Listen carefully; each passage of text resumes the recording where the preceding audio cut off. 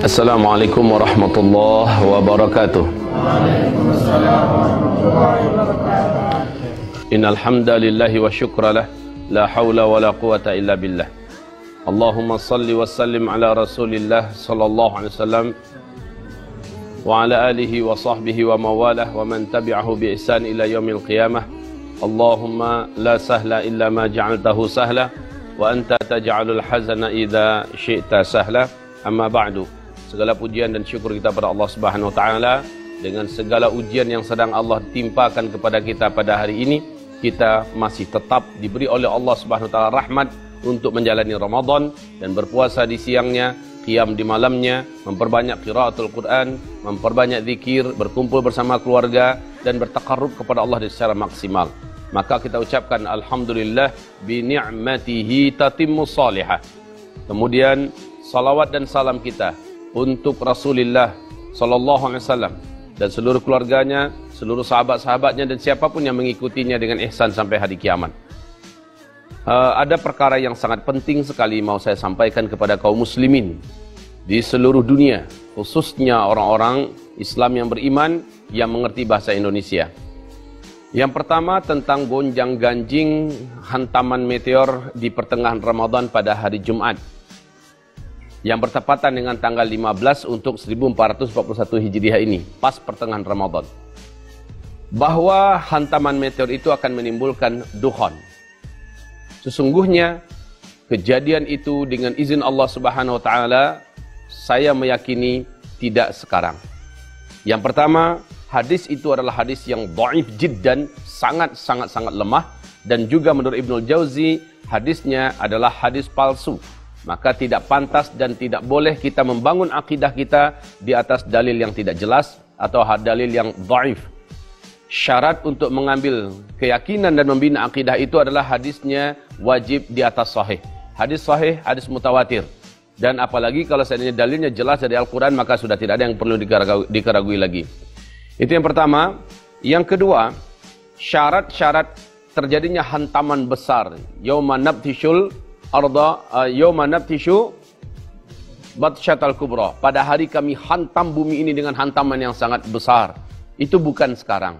Kenapa bukan sekarang? Karena ada beberapa syarat yang harus mendahuluinya.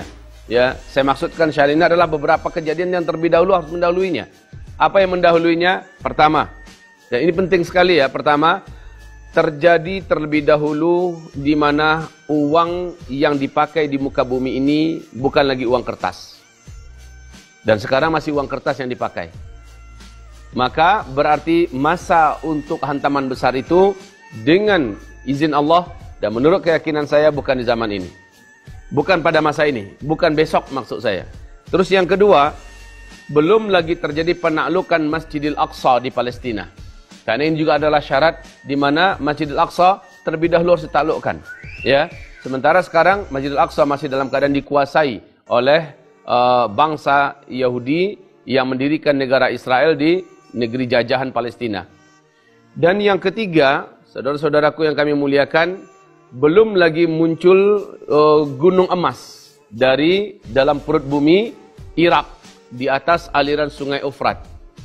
Kalau seandainya ini sudah muncul, akan terjadilah perang besar. Karena kata Rasulullah, orang akan berangkat menuju ke sana. Setiap negara akan mengirimkan tentara-tentaranya dan berperang di sana, memperebutkan gunung emas itu. Ya. Nah, dalam kondisi perang, di samping ada perang-perang kecil yang terjadi di berbagai negara, atau perang-perang lokal yang terjadi di seluruh kota-kota di negara-negara, maka ini juga belum wujud. Maka saudaraku yang kami muliakan, ini perkara-perkara besar. Yang pertama tadi, uang kertas masih dipakai. Yang kedua, Baitul Maqdis belum dibebaskan. Dan yang ketiga, gunung emas masih belum muncul dari dalam perut bumi Irak. Dan ditambah lagi yang keempat adalah pemanasan global dalam artian terjadinya kemarau yang super ekstrim dan kelaparan yang merata di seluruh dunia, di mana orang pada akhirnya menjadi brutal dan liar, jahat, itu tidak atau belum lagi pada masa ini. Baru percikan-percikannya baru nampak. Nah, saudara-saudaraku yang kami muliakan, melihat kepada banyak tanda-tanda yang belum terwujud, ya, ditambah dengan, ini yang paling penting juga, ditambah dengan gempa-gempa belum lagi terjadi di Arab Saudi dan kekacauan yang besar di tubuh keluarga kerajaan Arab Saudi memperebutkan kekuasaan juga belum wujud. Maka dengan ini Saya berharap kepanikan yang tidak perlu jangan terlalu di-expose, ya. Kepanikan yang juga tidak terlalu penting untuk diperturutkan. Tetapi ajakan kami mempersiapkan diri ini adalah tetap tidak bisa ditawar-tawar. Persiapkan diri, karena setiap persiapan yang kami anjurkan tidak pernah ada ruginya sedikit pun. Kita menganjurkan agar kalau seandainya ada uang, segeralah belikan kepada emas. Sudah beberapa tahun yang lalu saya menganjurkan demikian, dan ini tidak ada ruginya. Toh kapan-kapan kita perlu uang, kita masih bisa untuk menukarkannya. Dan justru emas juga makin lama makin tinggi harganya, dan sebentar lagi lihat, seluruh mata uang di muka bumi akan jatuh sejatuh-jatuhnya. Dan menyesallah orang-orang yang mempunyai simpanan berupa angka-angka digital. Yang kedua, saudara-saudaraku yang kami muliakan, kita masih bisa untuk merasakan hari-hari kita dalam suasana yang boleh dikatakan walaupun sudah dikepung oleh corona, ya, kita masih bisa merasakan di mana suasana kita, alhamdulillah, tidak sampai kepada tingkat kelaparan global, di mana itu adalah juga sesuatu yang mesti terlebih dahulu terjadi. Allahu a'lam. Yang jelas persiapan yang kami anjurkan juga, contohnya agar kita memperkuat dan memperbanyak amal soleh kita sebanyak-banyaknya. Dan ini dimaksimalkan khususnya dengan amalan wajib, amalan sunat, dan berhentilah berbuat dosa dan maksiat. Kemudian yang ketiga yang kami harapkan kaum muslimin kami muliakan, apabila terhenti sekarang ini orang melaksanakan ibadah umrah dan besok ini haji entah bagaimana, bagaimanapun juga ini memang adalah salah satu di antara simbol-simbol atau tanda-tanda di antara tanda-tanda akhir zaman itu. Akan tetapi ini bukan berarti tanda-tanda akan datangnya hantaman meteor di bulan Ramadan seperti yang digambarkan di dalam hadis riwayat Nu'aim bin Hammad.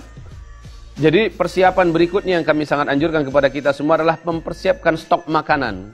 Tidak pun karena dukhon, beberapa bulan ke depan kita akan mendengarkan dan kita akan merasakan bersama-sama kelaparan global dan kelangkaan pakan, kelangkaan bahan makanan utama. Dan ini akan cukup menjadikan orang panik dan menjadikan orang menjadi liar, brutal, jahat, dan dia akan bertahan hidup dengan cara apapun saja. Walaupun merampok dan merampas ke sana kemari, walaupun bahkan sampai ke tingkat membunuh ke sana kemari.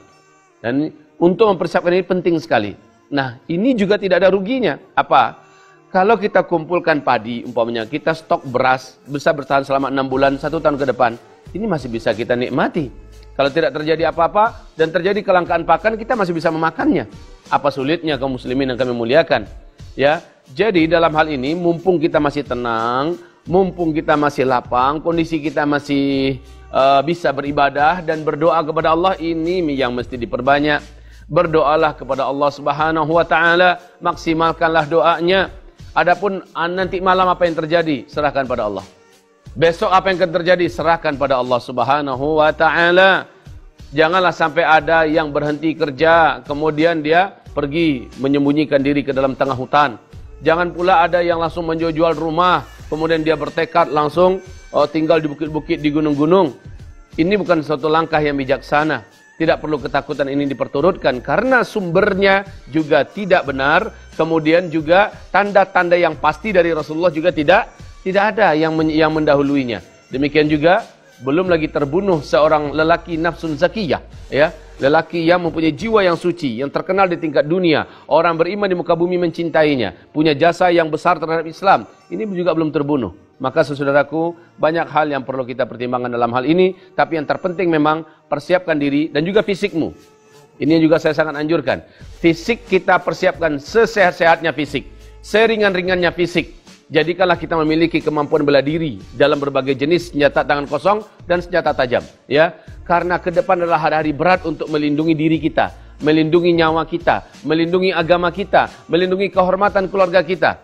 Hari-hari berat, apapun itu bentuknya, persiapkanlah diri. Sebaik-baik persiapan adalah kita mengikuti sunnah Rasulullah SAW. Kita berenang dengan handal, kita memiliki kemampuan bela diri, kita memiliki kemampuan gulat, kita memiliki kemampuan untuk menguasai senjata-senjata manual, samurai, pedang, double stick, dan juga panah dan sebagainya, dan juga kita tangkas dalam berkuda.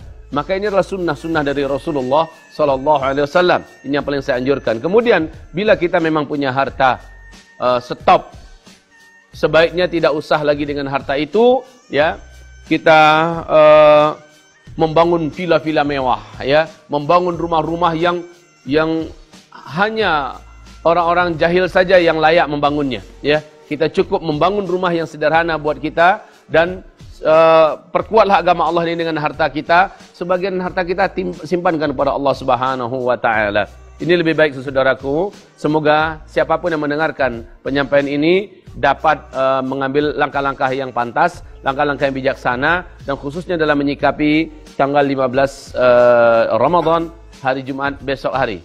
Namun sekali lagi, kalau ada yang ingin merapat, umpamanya saya ingin ada villa saya di atas Bukit Anu, ya sudahlah, pergi saja, niatkan ke sana untuk memperbanyak ibadah satu malam ini, kemudian juga merubah-rubah, ganti-ganti suasana. Dan kalau seandainya memang ada kumpulan-kumpulan yang baik, silakan merapat ke sana, tetapi tidak dengan keyakinan bahwa besok terjadi hantaman meteor yang menimbulkan dukhon. Insyaallah tidak.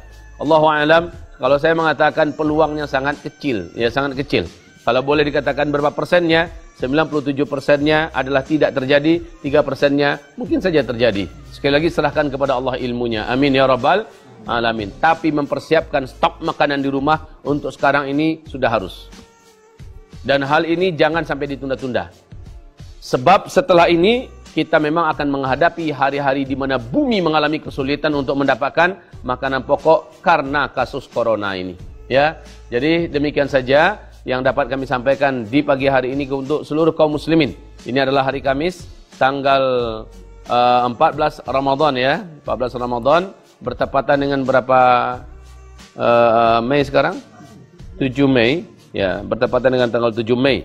Demikian dari saya, Ustaz Zulkifli Muhammad Ali, dan mudah-mudahan saya tidak bermaksud untuk menentang, memadamkan api dan cahaya dakwah dari teman-teman kami yang membahas masalah akhir zaman, tetapi rasanya ini perlu disampaikan juga agar memberikan ketenangan dan kemantapan hati kepada kaum muslimin, muslimat, mukminin dan mukminat di mana saja berada. Hayanallahu wa iyyakum wa tabarakallahu fina wa fikum, barakallahu ala jami'ina. Taqabbalallahu minna ya karim. Allahumma amin. Mari kita tutup dengan membaca doa kafaratul majlis. Subhanakallahumma wa bihamdika asyhadu an la ilaha illa anta astaghfiruka wa atubu ilaik. Wabillahi taufiq wal hidayah. Wassalamu alaikum warahmatullahi wabarakatuh.